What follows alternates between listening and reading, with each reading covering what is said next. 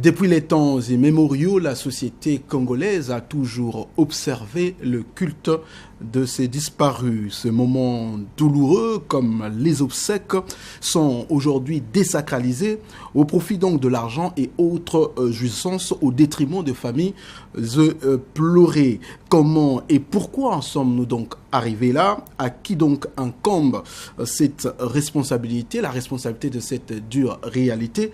On en parle dans cette émission. Aussi, guerre des tranchées, véritable guerre des tranchées. Voilà le spectacle auquel se sont livrés la semaine les agents des douanes congolaises sur fond d'une crise qui n'est dit toujours pas son nom. Alors que le Congo a besoin de renflouer ses caisses aux douanes, l'une des niches pourvoyeurs de l'État leur semble être à la récréation qui n'attend qu'un arbitre pour siffler la fin de la récréation. Alors, à quand donc la fin de la récréation aux douanes? Tentative de réponse dans cette émission Presse Tribune. Mesdames et messieurs, bienvenue. C'est toujours un plaisir de vous retrouver. Et sur ce plateau, pour parler de ces questions, des éminentes personnalités qui nous font l'honneur d'être avec nous. Nous avons donc Ernest Dimi, chroniqueur politique chez les Patriotes. Bienvenue, Ernest Dimi. Merci, Sergio. Hervé Dello, il est donc économiste. Hervé Dello, merci et bienvenue sur ce plateau. Merci, Sergio. Giscard Maungu, il est donc chef de service politique à DRTV International. Giscard Maungu, un plaisir. Le plaisir est partagé, Sergio. Merci beaucoup et vous l'avez compris, mesdames et messieurs, c'est donc parti pour ce nouveau numéro de Presse Tribune. On se retrouve tout de suite.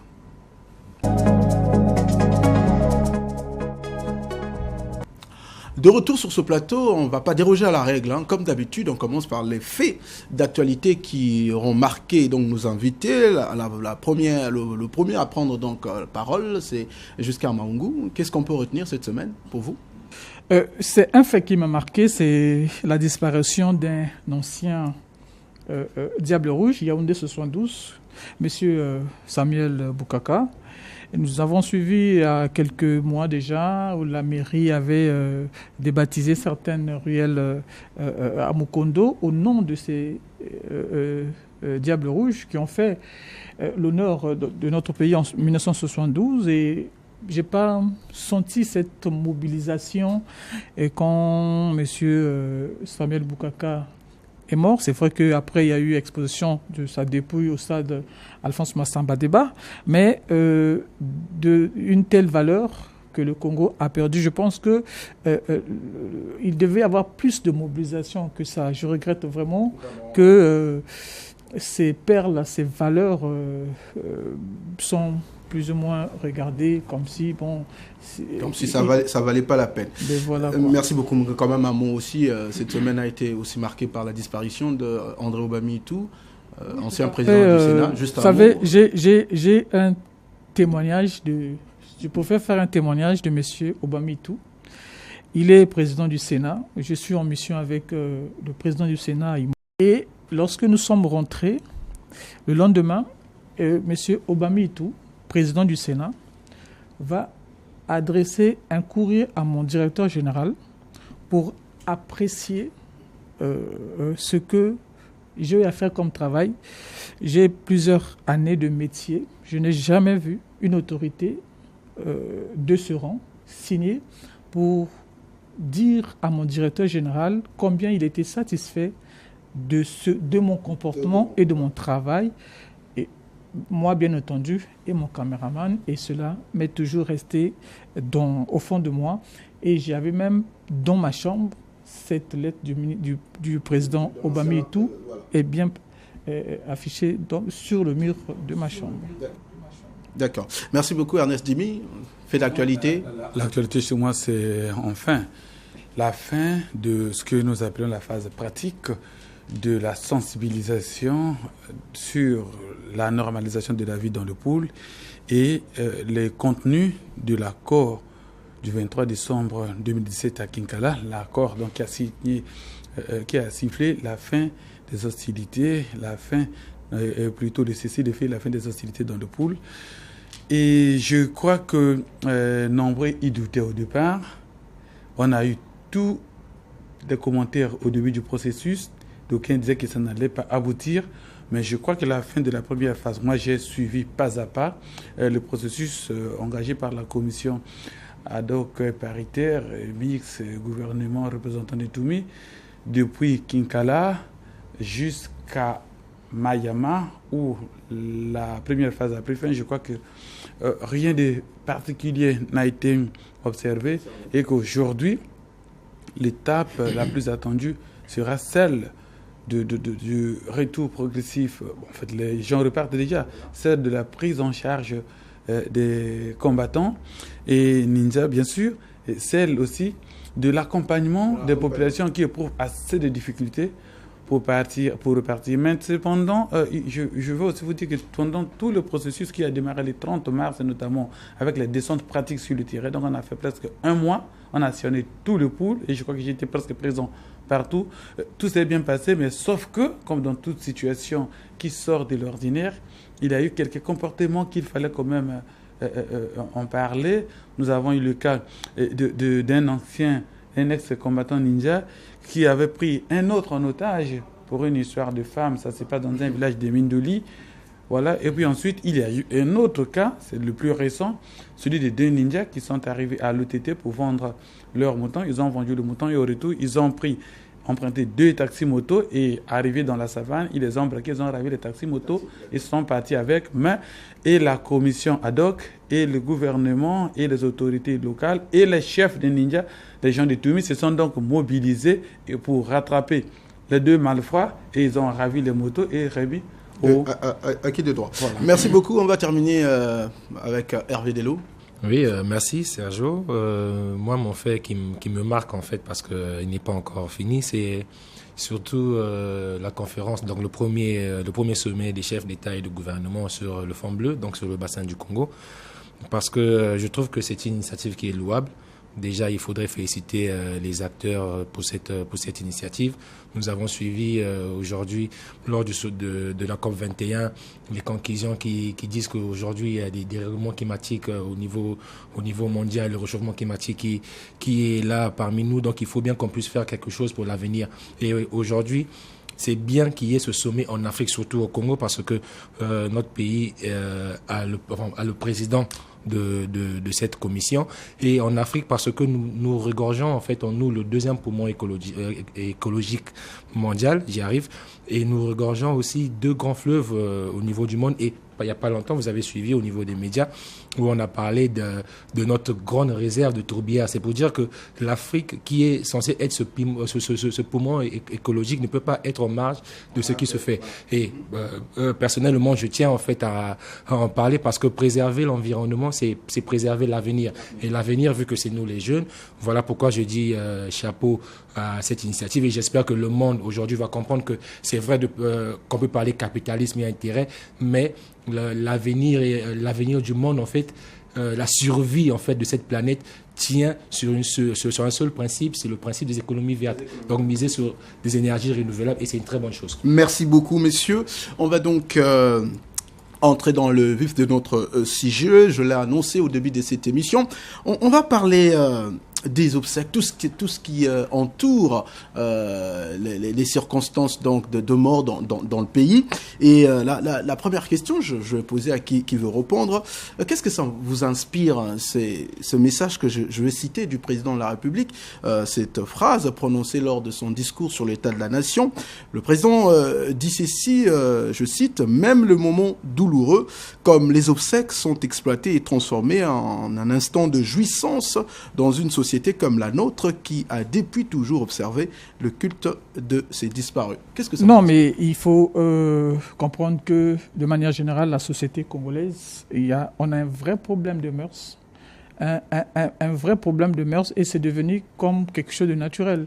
Nous constatons, même lorsque vous allez à la morgue, certaines personnes, la manière dont elles sont habillées dénote plus ou moins aussi de ce que notre société est vraiment dans une crise de comportement, une crise des mœurs qu'il faut absolument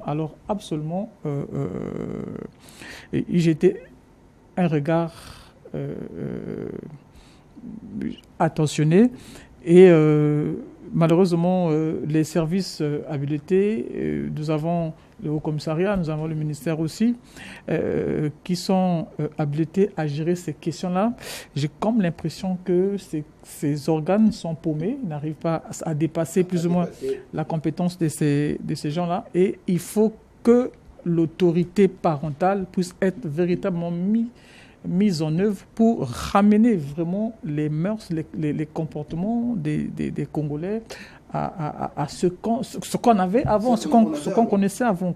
Ce qu'on avait avant. Merci. Mais Ernest Timite, aujourd'hui on parle il y a un terme à Brazzaville, peut-être ailleurs, activité, quand il s'agit des obsèques.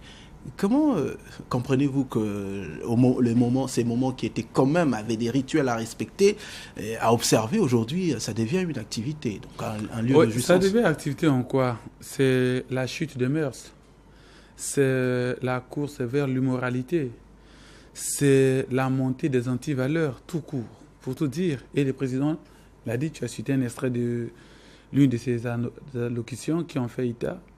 Mais je crois que c'est juste la conséquence du fait de la perte des valeurs sociales. Et c'est l'une des manifestations les plus criardes.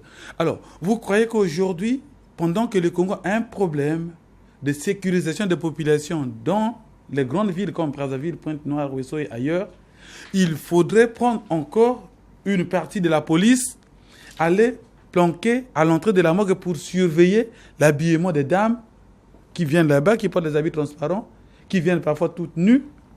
Alors, pour surveiller les comportements des uns et des autres, alors que la morgue, par exemple, c'est un lieu par excellence de la compassion. D'ailleurs, on va revenir à la morgue pour parler d'ailleurs des pompes funèbres de Brazzaville, mais parlons aussi, restons dans le comportement aujourd'hui dans les cimetières. On sait que quasiment les cimetières, notamment d'ailleurs publics, sont tous déjà remplis, même dans certains cimetières privés. Mais on continue à enterrer des gens les uns sur les autres, alors que nous, Africains, Bantous, c'est des choses inconcevables il y a quelques années de cela, Hervé Delo. Oui, merci Sergio. C'est vraiment déplorable. C'est vraiment déplorable parce que vous voyez, récemment, j'ai même suivi dans un média de la place, on parle du cimetière de la Tiémé, par exemple. Là, on va s'arrêter sur un cas précis. Vous voyez ce qui se fait au niveau du cimetière de la Tiémé. Parce que le cimetière, à notre niveau, dans notre pays, en fait, est un domaine de l'État. C'est géré normalement par la municipalité, donc par le conseil départemental.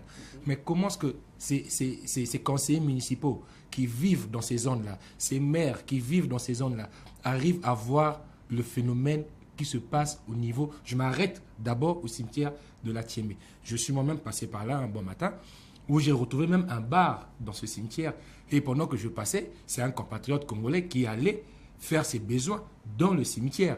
Récemment, nous voyons, c'est l'une des terrains d'épaisse, alors que le cimetière était, comme vient de le dire le doyen Ernest Dimi, le cimetière était un lieu de recueillement. La mort, on ne joue pas avec la mort, nous sommes des Bantous. Moi, personnellement, lorsque je grandissais, quand il y avait une veillée dans ma rue, là où j'étais mal à l'aise. Parce qu'on se disait, bon, là ouais, la mort, on ne peut pas traîner. Mais aujourd'hui, voir, même dans ces mœurs-là, les jeunes, plus jeunes même que moi, avoir le courage de marcher sur des tombes, de faire ce qu'il veut dans les cimetières. Là, je peux aller sur un niveau supra. Vous partez au cimetière de Bouka, vous partez au cimetière de Morokamba, Pointe-Noire ou à Vindoulou, dans tous ces cimetières. Vous voyez, même pendant les enterrements, les jeunes sont debout sur des tombes. Sur le tombe. Mais alors, excusez-moi de vous interrompre. Alors, comment est-ce qu'on peut comprendre ça alors qu'il y a des autorités municipales qui regardent? Il y a des cimetières aujourd'hui, des cas sont légion où les cimetières est déclaré fermé, mais on continue d'enterrer. Comment expliquez-vous cette impuissance de l'autorité municipale, si on prend le camp des Brazzaville, face à ces dérives? Les cimetières de la Tiémé, par exemple.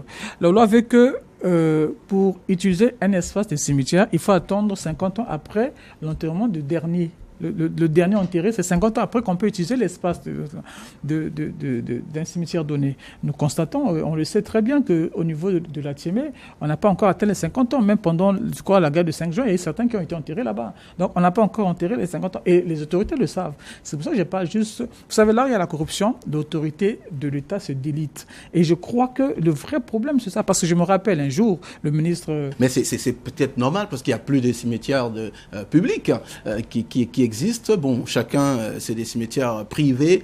Et oui, vous allez Mais est-ce que c'est par rapport à ça qu'on doit marcher sur la loi? Et puis, je voulais juste dire ceci. Concernant les cimetières de la Tiémé, nous avons suivi le ministre des Affaires foncières dire publiquement à la télévision qu'on allait déguerpir tout ce qui occupait les alentours. Ça fait des années aujourd'hui. Rien n'est fait. Rien n'est fait. Oui, vous devriez réagir. Je veux plutôt revenir sur le fait qu'il y a des cimetières qui, en parlant terre à terre, sont déjà remplis et qu'on continue d'enterrer. Mais il faut d'abord dire que cela dénote, il a parlé de la corruption, mais ça dénote plus de l'immoralité, de la perte des valeurs que nous connaissons dans ce pays. Il s'agit d'abord d'un problème de l'honnêteté des parents de celui qui est mort. Parce que quand ils sortent les papiers à la morgue, ils donnent l'impression qu'ils vont enterrer dans un cimetière qui n'est pas encore rempli. Nous avons un cimetière public qui est à Maïtoukou, tout le monde le sait. Le deuxième cimetière public, par défaut de voie d'accès, à Matari, n'est pas encore fonctionnel. Il y a 200 caveaux, je crois, qui sont disponibles. Alors, vous avez des gens qui vous disent, par exemple, qu'ils enterrent chez Bouka. Prenons ces cas. On sait que chez Bouka, il y a encore des espaces qui peuvent être occupés. Mais quand ils le disent, les autorités de la morgue, ça s'arrête juste au niveau des textes. Et pour eux, ils comptent sur la bonne foi des parents, de ceux qui font les devis et autres. Mais à la sortie, ce qui se passe après la morgue, ils ne sont pas au courant. Mais donc, je reste avec vous, excusez-moi, je reste avec vous parce que parlons parce que là on a parlé de comportement, mais aujourd'hui on a aussi l'impression que la mort coûte plus cher que la vie.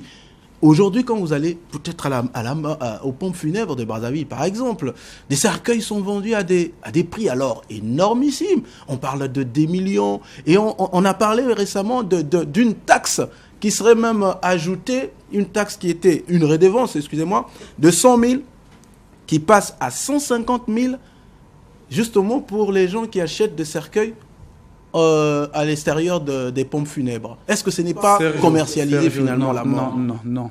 Le business des obsèques, le business des cercueils, il faut le dire, quand vous lisez la loi, quand vous voyez tel que les choses se pratiquent, il est plus perpétré des gens qui sont hors de la morgue. Je vais m'expliquer. La loi nous dit ceci, et c'est respecté, à le vérifier à la morgue municipale de Brazzaville. Le cercueil le moins cher à ce jour pour une grande personne coûte 80 000. Fabriqué dans les ateliers de la morgue. J'ai mené l'enquête.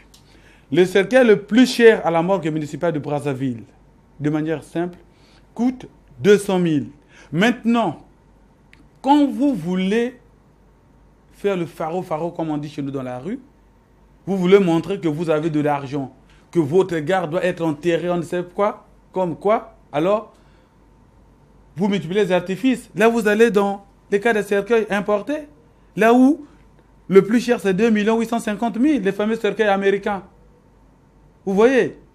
Mais est-ce que dans la cité, entre nous, dans la cité, ceux qui font les démarches pour vendre les cercueils, au lieu que les gens les achètent dans les ateliers de la mairie, ceux qui font les démarches savent qu'il coûte cher. Il faut plutôt dire qu'il y a un business qui s'est développé à la mairie de Brazzaville, et ce qui a suscité d'ailleurs à la fameuse délibération à laquelle vous faites allusion, c'est quoi?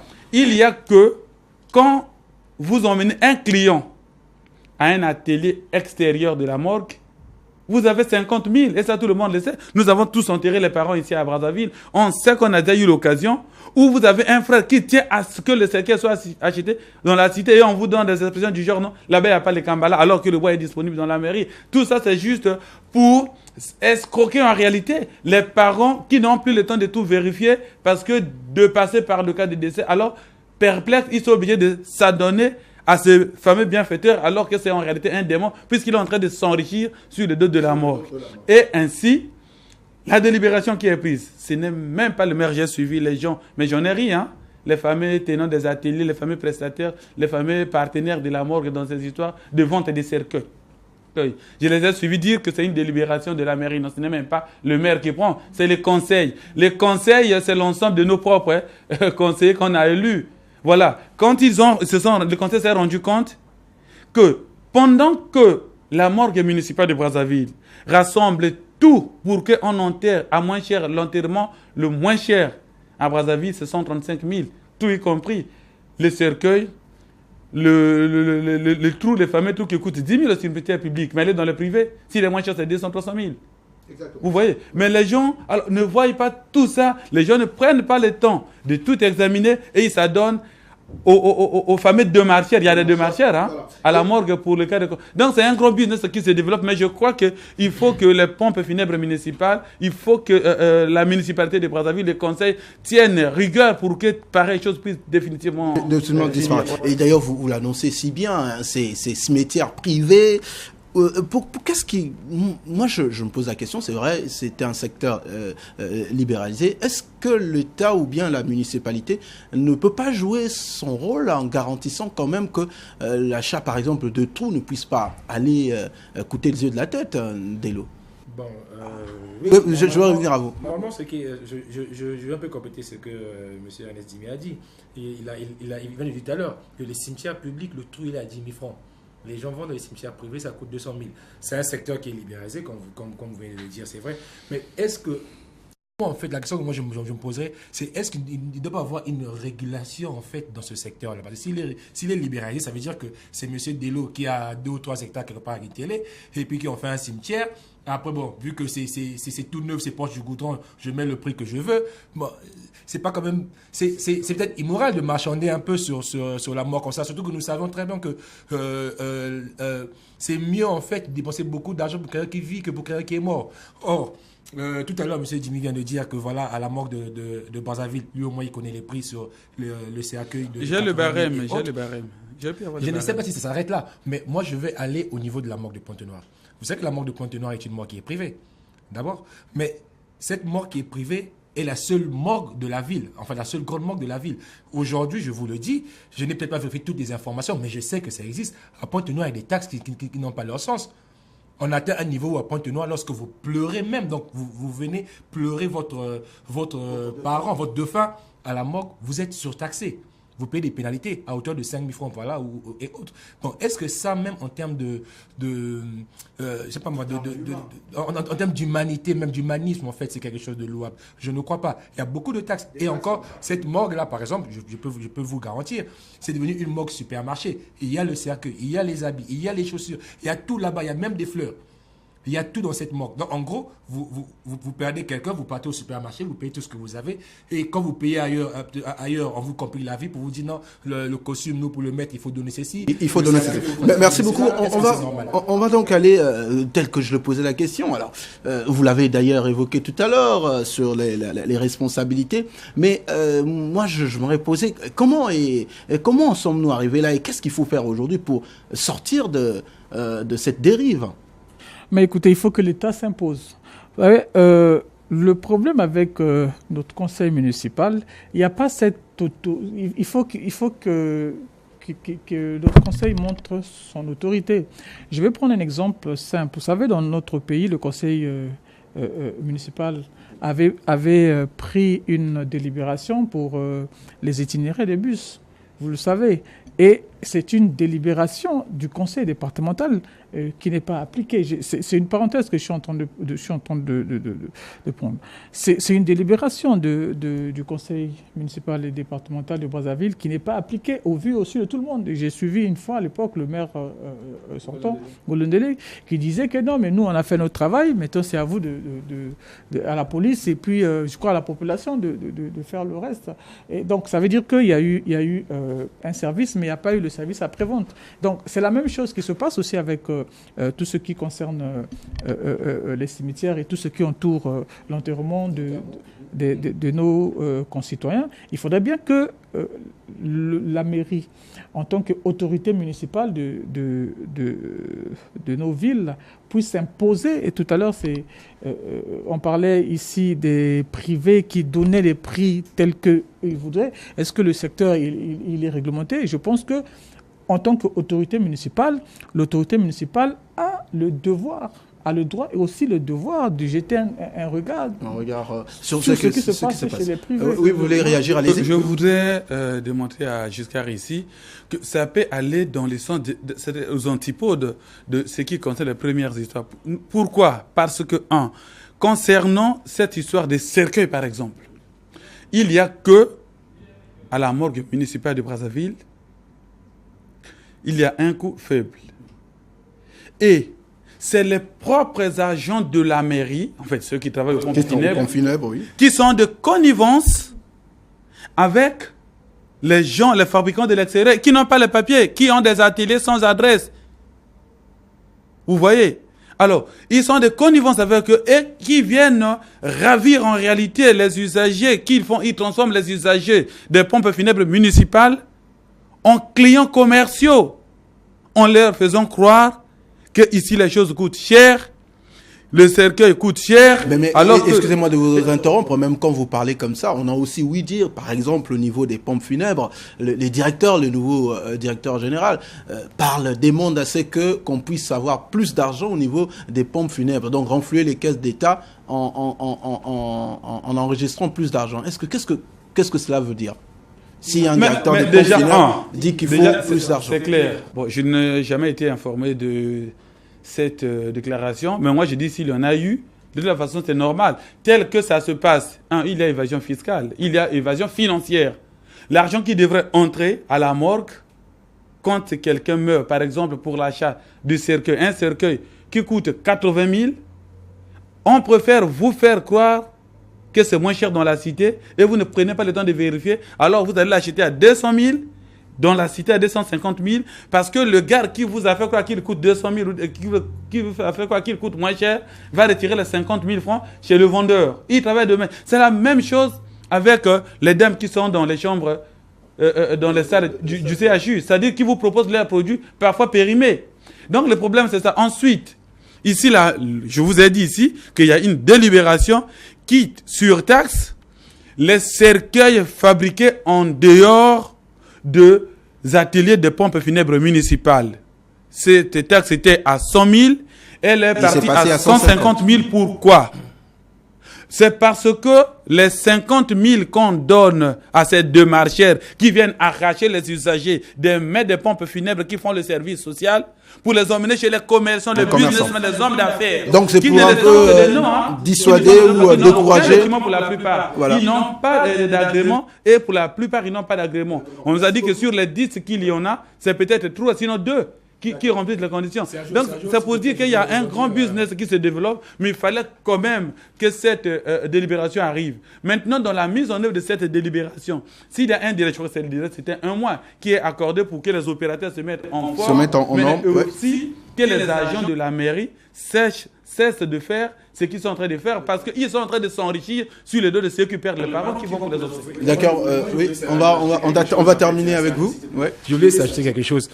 Ce que M. Eledjimi vient de dire, c'est criard en fait. Vous voyez, donc ce sont des agents des pompes funèbres, des agents qui sont payés par la mairie, qui sont payés grâce aux prestations que leur employeur fournit, qui deviennent encore des démarcheurs pour les particuliers. Voilà. Il y a une faute. La faute est celle des agents. Il y a aussi une faute, celle des managers, des directeurs de la société. Parce que moi, personnellement, si c'est aujourd'hui je deviens chef de famille et que j'ai un cas de décès, je me rends à la morgue et je trouve un monsieur qui a un habit avec un badge ou qui pompe funèbre me fait comprendre que voilà, monsieur Hervé, je t'aime bien, ici ça coûte plus cher qu'à la cité, je te remets à la cité, moi je vais.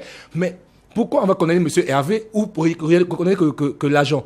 Vu que la morgue va sur une dynamique ou sur une optique d'être comme une entreprise entre guillemets commerciale, mettez les prix.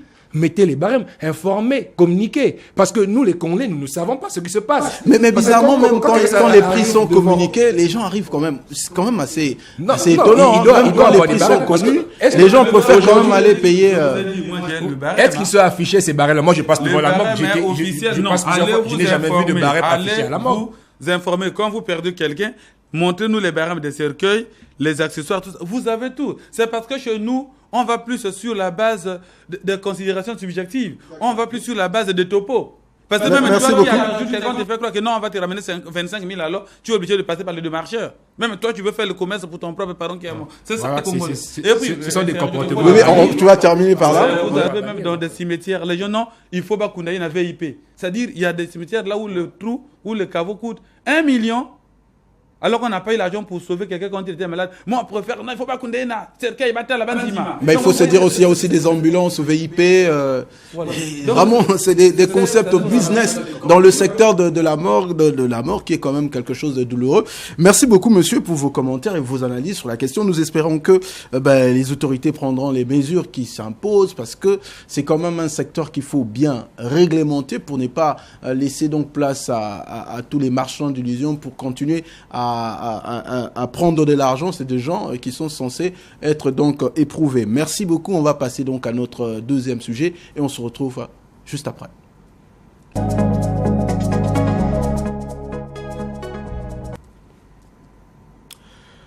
De retour sur ce plateau, mesdames et messieurs, je vous rappelle, vous êtes bien dans votre magazine Presse Tribune. Aujourd'hui, nous parlons donc des deux sujets. On a évoqué tout à l'heure la question donc de la mort au Congo-Brazzaville et tout ce qui entoure cette circonstance douloureuse qui devient, comme on dit, un business. Maintenant, on va se pencher sur la question des douanes congolaises. Alors, je pose la question à Giscard Maungu. On l'a tous suivi dans la semaine. Alors ça commence à laisser poser beaucoup de questions après la fermeture jusque-là des bureaux des 3 directeurs centraux. Et on a comme l'impression aux douanes congolaises, alors c'est vraiment de la récréation. Non, mais c'est triste de constater qu'une structure aussi importante pour l'économie congolaise puisse 15 mois déjà être paralysée, que ça n'émeut personne.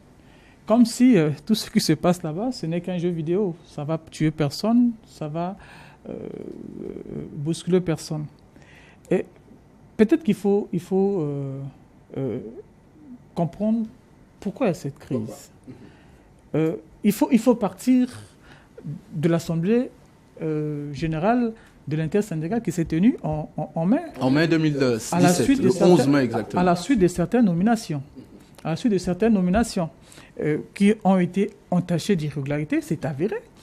Et que le ministre, avec l'intersyndicale, qui se sont retrouvés pour essayer un peu d'harmoniser les choses, le ministre leur dit, ok, d'accord, s'il y a des irrégularités, donnez-moi 6 mois pour que nous puissions tout régler. Il y a eu une sorte de braquage au niveau de l'intersyndicale qui n'a pas voulu rien savoir. Et puis encore, ce qui est extraordinaire dans cette création, pour emprunter votre mot, vous savez, la colère de l'intersyndicale est partie des nominations. Mais vous savez, lorsqu'il y a eu Assemblée générale, au lieu de statuer sur les nominations incriminées, on commence à statuer sur les directeurs centraux qui étaient nommés il y a 6 mois déjà. Il faut les retirer. Ils ont barricadé les portes. Ils commencent à réclamer la redevance informatique que le ministre avait retirée. Pourquoi ? Parce que la douane, chaque mois, le ministère des Finances donne 400 millions de francs CFA au titre de la redevance informatique. Mais un jour, le ministre Ganongo descend sur le terrain. Il constate que le système informatique est en panne et ça coûte 80 millions. 80 millions. Donc 20% de ce que l'État donne chaque fin du mois. C'est inconcevable. Comment se fait-il que vous avez 400 millions chaque fin du mois et ça coûte 80 millions, vous n'arrivez pas à régler? Il demande, mais faites-moi la comptabilité des 400 millions que je vous donne. Je veux revenir avec vous, mais il faut aussi se le dire, au niveau de syndicats, on précise bien que la dotation de l'État, c'est quelque chose qui est budgétisé et que la redevance au niveau donc des douanes, c'est prélevé dans les transactions douanières. Et il y a 20%. Nous avons des documents ici. Il y a des pourcentages qui vont au ministère et la douane, les agents de la douane ne reçoivent que 20% de cette redevance informatique. On va y revenir. On est donc en plein débat. Vous aussi, certainement, vous suivez cette question. Comment on peut aller d'une histoire des nominations entachées d'irrégularités, des revendications de la redevance informatique, mais aussi de certaines prérogatives retirées du DG actuel par le ministre, notamment les exonérations, et qu'on arrive à bloquer l'administration pendant plus de 15 mois. Comment Déjà, je me rappelle à l'époque, les ministres donc avaient dit que les douanes devraient fournir chaque année, à l'époque bien sûr, 200 millions, mais les douanes congolaises, 200 milliards plutôt, les douanes congolaises n'étaient en mesure de donner que 150 milliards ou moins par année. Ensuite, il fallait que, alors qu'en un moment, au Gabon, il donnait 500 milliards. Et vous voyez que au Congo, tout le monde quittait son secteur d'activité, à l'enseignement, à la presse, même au niveau de la force publique, les gens quittaient pour aller dans les douanes et les impôts, parce que c'était des vaches à lait. Et aujourd'hui, tout le bruit qui se passe, menez bien vos enquêtes, en dehors des discours qu'on nous présente, non, les cadres n'ont pas de qualité ou de qualité. Tout ça, c'est aléatoire. Le vrai problème, c'est le contrôle de la manne financière émise au niveau des douanes. Les retraits de certains avantages à ceux qui sont faits comme si c'était leur propriété privée.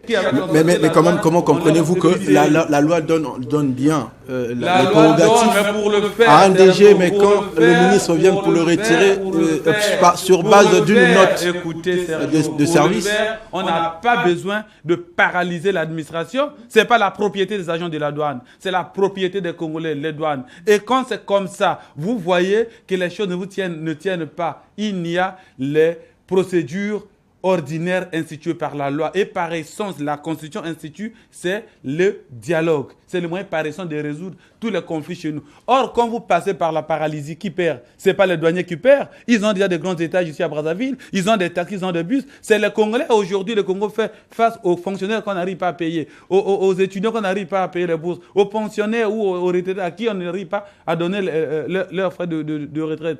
Et voilà que là où on attendait plus d'argent, les gens bloquent. Et le Premier ministre qui est parti pour donner son mot d'ordre que ça s'ouvre, ça n'a pas été débloqué. Donc, crise d'autorité. Le DG est là, on ne sait pas ce qu'il fait. Le ministre est là, on ne sait pas ce qu'il fait. Alors, où ça bloque? Moi, je crois qu'aujourd'hui, et le directeur général des douanes, il ne faut pas avoir peur des mots et des gens, et les ministres des Finances ont montré leurs limites, y compris le Premier ministre. Parce qu'on ne peut pas comprendre, dans un pays, un État qui a ses lois, qui a ses chefs, et que les particuliers, en réalité, c'est juste des commis. Ils ne sont pas obligés d'être à la douane. On peut les affecter dans d'autres secteurs d'activité. L'État arrive à bloquer tout un État et tout le monde regarde. Il appartient aujourd'hui au président de la République de prendre ses responsabilités. Soit on écartant et le ministre des Finances, et les DG des douanes, et les douaniers qui ont bloqué la et pour nommer des gens qui viennent pour travailler, et non ceux qui viennent se disputer pour les intérêts personnels. Alors, moi, la question, je vais revenir à vous, justement. Hervé Dello, vous l'avez suivi, 2 assemblées générales. Il y a une qui met en place un comité ad hoc, et l'autre, avec tous les chefs des syndicats, notamment le président de la CSTC, Elo Bello Bellard, on dit que non, il n'y a pas question de dissoudre selon la loi. Chacun parle selon la loi. Alors, comment résoudre cette question au niveau des syndicats qui bloquent les institutions et des réclamations qui se basent notamment toujours selon la loi, l'article tel dit ça et l'autre réplique, l'article tel dit ça. Comment concilier ces deux parties finalement? Oui, Sergio, merci. Déjà, il faudrait qu'on puisse d'abord parler des syndicats, surtout le rôle des syndicats. Les syndicats, dans une façon, ils sont comme les gendarmes en fait, des gendarmes de l'administration parce que eux, leur première mission, c'est veiller, garantir les intérêts des agents. Les syndicats ne nomment pas, les syndicats ne surveillent pas qui on a nommé. Je ne connais pas, peut-être dans les fonds, les statuts qui régissent en fait les douanes congolaises, mais vu que je sais que c'est un organe du ministère des Finances, donc en gros, ce sont des fonctionnaires qui sont là-bas, ils sont publics. Mais il y a quand même une particularité parce que c'est paramilitaire. Bien sûr, c'est paramilitaire, on peut dire ce qu'on veut, mais les nominations là-bas, il y a toute une hiérarchie. On sait que le DG est nommé par décret au Conseil des ministres. On sait que le ministre a le droit ou le pouvoir de nommer des directeurs départementaux ou peut-être de les révoquer. C'est ça la réalité qui est là. Maintenant, ici, il faut repartir sur ce que font les syndicats au niveau de la douane aujourd'hui. Je me dis, c'est de la cacophonie. Comme ce sont des paramilitaires, je me dis, nous sommes à la limite au bord de l'insurrection. Les mots est fort, là. Mais il faut le dire. On a 15 mois. Récemment, nous avons vu le Premier ministre débarquer à la douane et aux impôts. Leur faire comprendre ce que tous les Congolais savent. Que voilà, nous sommes en période de crise, il faudrait que vous puissiez faire rentrer 116 milliards. On est en avril. Ils ont fait un moment, ils ne travaillent pas. Nous sommes en avril. Mais comment ils vont atteindre les fameux 116 milliards d'ici la fin de l'année? On a dit que les douanes gabonaises, notre pays possède un port en eau profonde. Notre pays vit des importations. Notre balance commerciale est déficitaire. Ça veut dire que nous importons beaucoup. Mais comme un pays qui importe beaucoup, parce que dire importation veut dire droit de douane. D'accord? Mais comment un pays qui importe beaucoup, peut-être plus de 2000 milliards d'importations, on demande à la douane 116 milliards, et non, ce sont des syndicats qui sont là, qui se battent, on ne sait pas qui est l'acteur de qui. Là, il y a un gros problème. Alors, Giscard Maungu, je vais compléter, juste je vous ajoute, voilà, toute cette documentation, ce sont des courriers adressés au Premier ministre, chef du gouvernement, par l'intersyndicat des douanes, CSTC. Alors, comment comprenez-vous qu'après tout ça, il y a beaucoup de réclamations, de justifications sur tout ce qui se passe, mais on a comme l'impression le Premier ministre est, je peux dire, bloqué. Non, mais il faut pas de solution. Il faut. Tout à l'heure, c'est Dimi qui a mieux placé le mot. Il y a une crise d'autorité au niveau du Premier ministre, parce que le Premier ministre a donné jusqu'au 31 janvier, pardon. Janvier, oui. Pour ouvrir les portes qui restent fermées. Qui restent fermées jusqu'à aujourd'hui, et rien ne se passe. Tout à l'heure, je parlais c'est comme si c'était un jeu vidéo, et c'est très grave pour l'autorité même du Premier ministre. Parce que comment se fait-il qu'un Premier ministre qui a la délégation de pouvoir, il ne faut pas l'oublier, du chef de l'État, qui descend sur le terrain. Donc ça veut dire que c'est le délégué du chef de l'État qui descend sur le terrain pour demander, même gentiment, à ce qu'on puisse rouvrir les portes et travailler. Et jusqu'à aujourd'hui, et vous savez, ce jour-là, les syndicalistes ont carrément bloqué la porte aux directeurs centraux, devant le Premier ministre, devant le ministre des Finances médusé. Mais on est dans quel pays comme ça? On est dans quel pays? Comment un Premier ministre qui arrive, le ministre et les syndicalistes bloquent l'entrée dans une administration publique? Et ça n'émeut personne. Et comment donc comprendre l'Assemblée générale de constituer des agents mutuels des travailleurs de douane, Mitrado, et qui dissout ou alors qui met fin à l'intersyndicale? J'ai suivi la déclaration de la Confédération syndicale. Vous savez, ce que je n'ai pas compris, c'est une parenthèse, que l'intersyndicale, dans la déclaration de la Confédération, on parle de la Mitrado. La Mitrado est quelque chose d'interne. C'est interne. Comment se fait-il qu'une confédération syndicale va entrer dans ce qui est interne? C'est comme si ce n'était pas leur déclaration. C'est comme si on leur a ajouté les mots. Parce que si je suis syndicaliste, je m'arrête sur le terrain syndical. Mais ce qui se passe à l'intérieur ne concerne pas la confédération syndicale. Maintenant, revenons sur le Premier ministre. Vous avez parlé de la Mitrado. Qu'est-ce qui se passe en réalité? Il y a une crise. Il y a une crise, le Premier ministre, parce que dans la démarche, dans la logique, lorsque le Premier ministre a demandé à ce qu'on rouvre les portes, l'intersyndicale, je ne suis pas syndicaliste, devrait repartir à la base pour dire, bon, voici ce que le Premier ministre nous a demandé, qu'est-ce que vous dites? Et c'est ce que les travailleurs ont demandé. Mais rendez-nous compte de ce que vous avez eu avec le Premier ministre, rendez-nous compte. Convoquer une assemblée générale. L'intersyndicale refuse de convoquer l'assemblée générale. Et dans les statuts du syndicat des douanes du Congo, le SIDOC, et il est dit que lorsqu'il y a une crise, lorsqu'il y a les 2/3 du Conseil national signent, demandent à ce qu'il y ait assemblée générale, aussitôt on fait. Or, il y a eu plus de 2/3 qui ont signé des pétitions pour que l'intersyndicale puisse convoquer l'assemblée générale. Ils ne convoquent pas. Et c'est pour cela qu'il y a eu cette histoire de crise. Le comité de crise est né après qu'il y ait eu des pétitions. Parce que si l'intersyndicale avait reçu, parce que j'ai suivi, j'ai eu un donné qui s'était étonné, qui disait, mais nous avons dit à l'intersyndicale, nous avons les pétitions, il faut convoquer l'Assemblée générale. L'intersyndicale ne convoque pas. Quelle est la solution? Ça fait 15 mois aujourd'hui. Si ce n'est pas un comité de crise pour convoquer cette Assemblée générale. Et l'Assemblée générale qui s'est tenue au Palais des Congrès, ce sont les douaniers. Alors, on va revenir sur... parce que là, on voit bien que la crise est là, mais allons-y maintenant sur le fond, sur les réclamations. Parlons d'abord des nominations. Alors, pourquoi on ne regarde pas ça de près, des nominations qui posent problème aujourd'hui pour résoudre la crise? Les nominations qui posent problème, tu sais, moi je crois que dans notre pays, on fait plus l'émotion, on fait plus l'humeur, on fait plus le battement du cœur que la loi. La même gesticulation a failli avoir lieu au CHU de Brazzaville.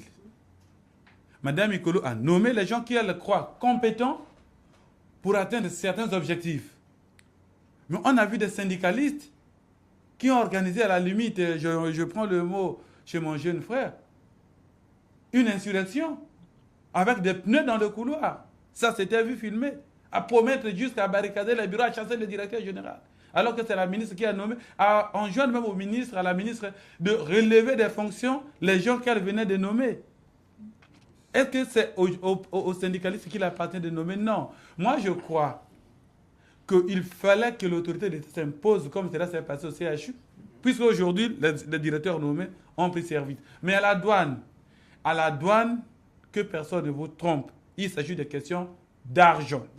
Alors, on va aller comme ça. On parle de la rédévance informatique. Alors, c'est vraiment quelque chose qui est institué par la loi. D'ailleurs, la loi des finances, la loi des finances, donc qui institue ça. Et jusqu'à présent, cette loi n'est pas encore abrogée. Et comment expliquer que quelque chose qui ressort de la loi, une note de service, c'est qui est administrativement pas compréhensible, qu'une note de service pour le retirer.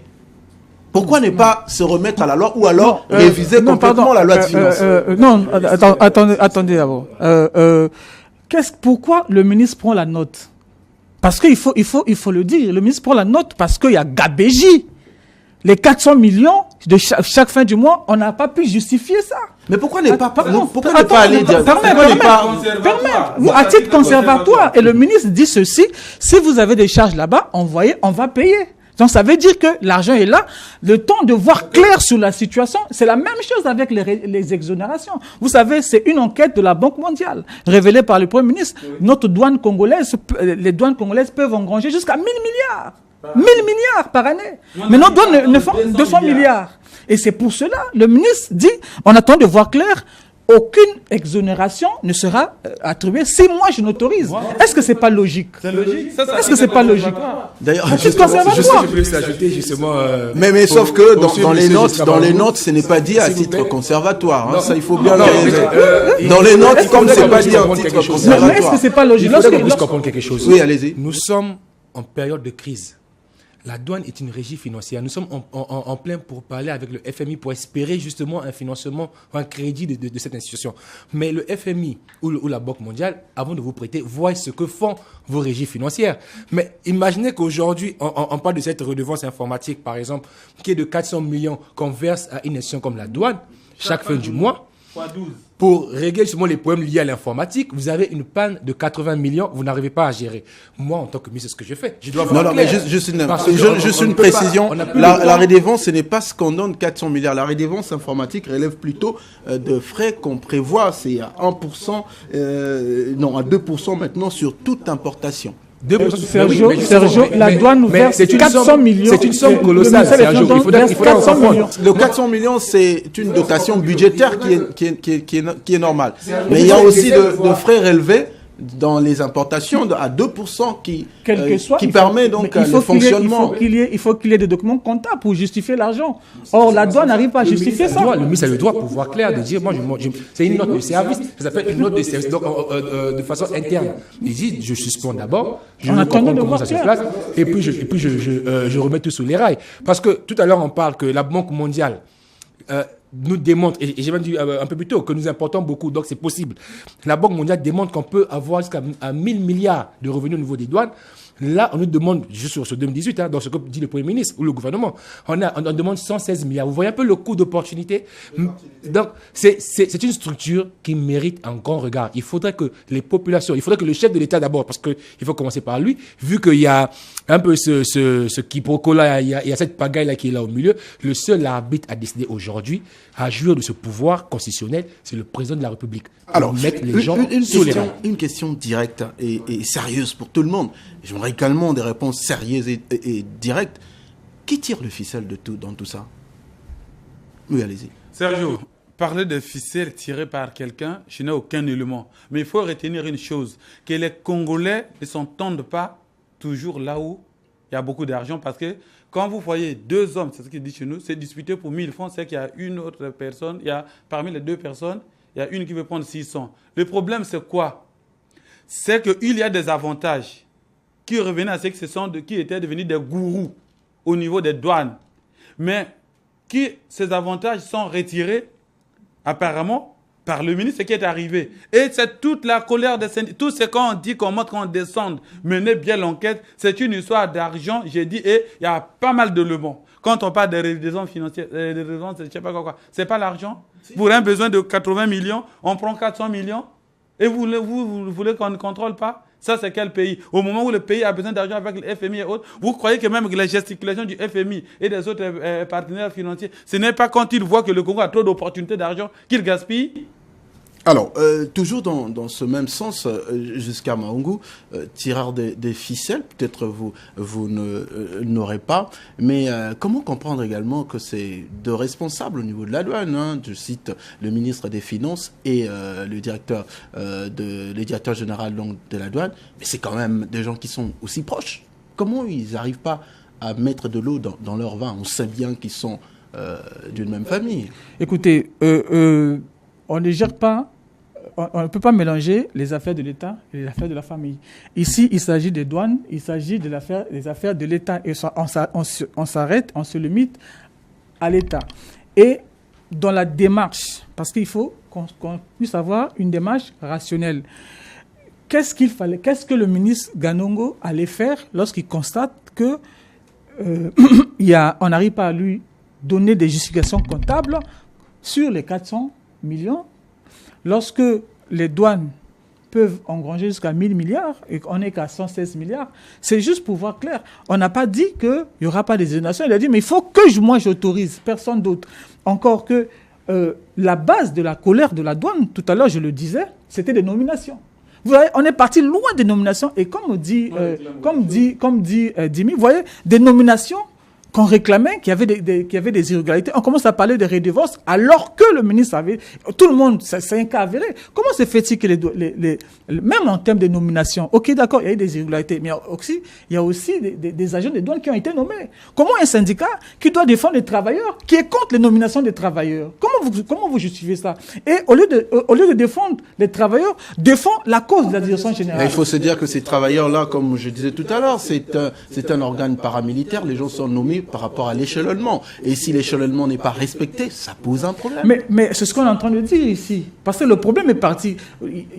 On a barricadé trois directeurs centraux. Vous savez, ces directeurs commençaient déjà à travailler. 6 mois déjà. Donc ça veut dire que rien ne se passait. Lorsqu'il y a eu maintenant les nominations des chefs de service et les chefs de section, à ce moment-là, les syndicalistes se sont levés. Elle a dit non, parce que le ministre aurait dit, parce que je n'étais pas là, mais moi je ne connais pas les syndicalistes. Moi je ne connais pas les douaniers. Mais les douaniers, un tel. Les syndicalistes se sont braqués. Donc ce sont eux qui ont induit le ministre en erreur. Mais le ministre, ce n'est pas un petit enfant quand même.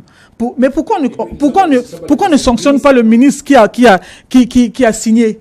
Pourquoi on sanctionne les directeurs, on veut barricader les directeurs centraux? La meilleure, c'est quoi?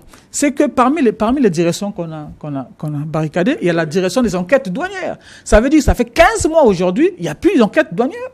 au niveau de l'autre là. Et la personne qui a été nommée, selon ce que j'ai eu, c'est le ministre Rigobert Roger Andeli. Lorsqu'il est arrivé dans sa rigueur, il a mis le système informatique Sidonia. Et c'est la personne qui a installé Sidonia. Lorsque Andeli, le ministre Ganonga arrive, comme vous avez installé le système là, vous maîtrisez, on vous confie les enquêtes. Les gens se sont braqués. Ils savent pourquoi ils se sont braqués. Voilà, mais c'est ça. Sergio, vous avez parlé de la proximité entre le ministre Ganongo et le DG Odanga, qui serait des frères et tout ça. Mais moi, je vous dis simplement que nous avons tous lu la Bible. Ce n'est pas notre livre, c'est pour les blancs, les gens de l'Antiquité. Mais Caïn et Abel étaient qui? T'es des frères. La suite, c'est quoi? Un n'avait pas tué l'autre. C'est pour dire que pour les problèmes de richesse d'argent, tout est possible. Mais ici, c'est une histoire de la République. Et on doit dépasser les degrés de la famille, les niveaux de la parenté. Il faut que l'État fonctionne et il appartient aujourd'hui, en termes de remise à niveau des douanes, au président de la République de prendre la décision qui s'impose, puisque son premier ministre... Mais alors pourquoi la justice, par exemple, ne s'en mêle pas? Parce qu'on parle de 400 millions de francs CFA et tout ça. Mais pourquoi la justice ne s'en mêle pas sur cette question? Oui, allez-y. Pour l'instant, la justice n'a pas le droit de s'en mêler. Ce n'est pas un cas de détournement de fonds pour l'instant qui est réellement avéré. C'est d'abord un point de gestion interne. La justice pourrait s'en mêler, par exemple, si le ministre ou n'importe quelle autorité disent, bon voilà, nous avons constaté, nous avons les preuves qu'il y a tel ou tel agent de la douane qui fait ceci, ou qui a fait cela de la redevance, par exemple. Là, la justice s'en mêle. Pour l'instant, c'est un problème de leadership au niveau de la structure. Mais ce qui fait mal, et ce qui est quand même ridicule, en fait, s'il faut être un peu à fond dans ce sujet, c'est la façon dont l'intersyndical gère, en fait, la situation. C'est pas comme ça qu'un syndicat doit se comporter. Parce que là, le syndicat montre, en fait, aux yeux du monde, que nous avions monté un lobbying instrumentalisé. Et vous venez pour casser notre lobbying. Parce qu'ils sont à la fois juges et partis. D'accord? Alors, c'est ça le problème qui est là. Les souhaits des Congolais, oui, allez-y. Des objectifs à atteindre, parce que c'est un ministre, comme il faut avouer, qui a été nommé sous fond de crise. Il est membre de la commission censée discuter avec le FMI. Donc c'est quelqu'un qui est tout le temps, à qui on remonte tout le temps les bretelles. Donc si lui se dit que mes structures, il a soumis aussi les impôts, pourquoi il ne peut pas aux impôts faire ça? Pourquoi que la douane? Parce qu'on se dit peut-être qu'il y a la douane. Mais attention, aux impôts également, il y a de rétrocessions qui ne sont plus données, au niveau de la douane. On n'a pas barricadé, d'accord. Alors on va terminer cette émission, mais je vais donner 1 minute, même 30 secondes, juste pour dire, les Congolais attendent l'amélioration de la situation économique. Il faut que la douane fonctionne. Et comment ça va fonctionner avec tout ce qu'il y a là? La douane va fonctionner. Quelle est la solution magique? La solution n'est pas magique, elle est très simple. Le Premier ministre est défaillant. Il a donné la solution, il a imposé sa solution, on a pu l'adopter, il s'est recoquillé, comme d'habitude d'ailleurs. Le ministre des Finances n'a pas pu imposer son autorité. Le DG également est resté muet. Ça veut dire l'affaire est en train de monter et les populations observent les spectacles. Donc aujourd'hui, il n'y a plus que le président Sassou pour régler ces problèmes. Et la solution, c'est quoi? La comédie a trop duré. Le président frappe le poing sur la table, soit en démettant ceux qui sèment la zizanie dans cette structure, ceux qui calculent leurs intérêts personnels au lieu des intérêts de l'État, et on remet la machine à fond. Et il ne faut pas dans cette question voir des problèmes d'individus. Non, c'est un problème de la République, de l'État, un problème de la nation. Hervé Dello. Oui, je vais sur la même lancée que M. Anezine parce que je ne vois plus en clair en fait qui peut régler cette situation si ce n'est le président de la République lui-même.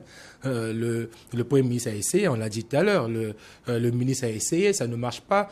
Il n'y a que le président qui a ces prérogatives-là de trouver la solution. Je ne vais peut-être pas lui dicter les mots ou lui faire comprendre ce qu'il doit faire, mais je sais que le président est conscient qu'aujourd'hui quelque chose doit se faire et je suis conscient que, plutôt je suis convaincu qu'il fera quelque chose en temps voulu. En temps voulu.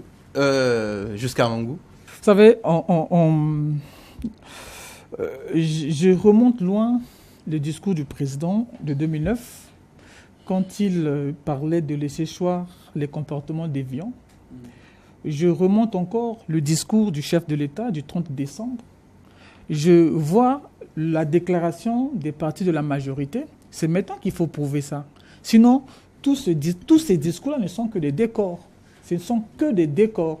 Parce que l'État, et j'ai suivi quelqu'un qui est devenu l'adepte de l'autorité de l'État est bafouée, est totalement bafouée, et celui qui sera, comment on appelle, on va dire, on va pas peut-être directement voir les douaniers, mais on dira que la République du Congo n'arrive pas à dompter une situation gérée par les intersyndicales. Et c'était grave, extrêmement grave. Extrêmement grave, donc c'est à travers ces mots qu'on va mettre un point final à cette émission. Merci mesdames et messieurs de l'avoir suivi. Je vous rappelle, sur ces plateaux, nous avons reçu Ernest Dimi, chroniqueur politique chez les Patriotes, Hervé Delo, économiste, et puis Giscard Maungu, chef de service politique à DRTV International. On a parlé des sujets de la société, bien évidemment, et si vous avez aimé ces débats, les débats peuvent continuer chez vous, continuez à débattre et écrivez-nous, faites-nous part de vos suggestions et interventions à travers donc nos adresses de réseaux sociaux. On vous dit merci, on vous dit au revoir. On se retrouve le dimanche prochain avec le même plaisir et le même sens de responsabilité. Mais on va se quitter avec cette phrase qui dit « Il y a toujours des erreurs à redresser au bout d'une expérience renouvelée ». Au revoir.